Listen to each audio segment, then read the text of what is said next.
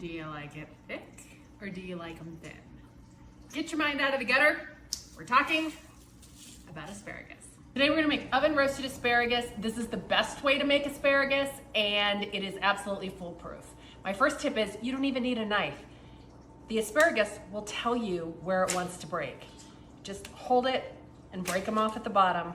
My oven's preheated to 400 degrees. My asparagus is laid out on a baking sheet. I use some parchment paper. You can also use foil. I'm gonna drizzle it with a couple tablespoons of olive oil. And salt is my favorite. It's just a mixture of sea salt, black pepper, and garlic salt. If you don't have this, you can make your own, but I buy this salt in bulk and just refill this. You can buy it on Amazon, and it's a great gift. I've given them to all of my girlfriends. Then I'm gonna add the zest of a lemon and a little squirt of lemon juice. We're gonna get this baby in the oven.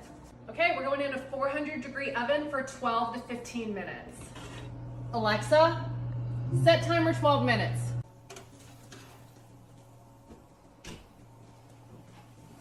It smells like springtime.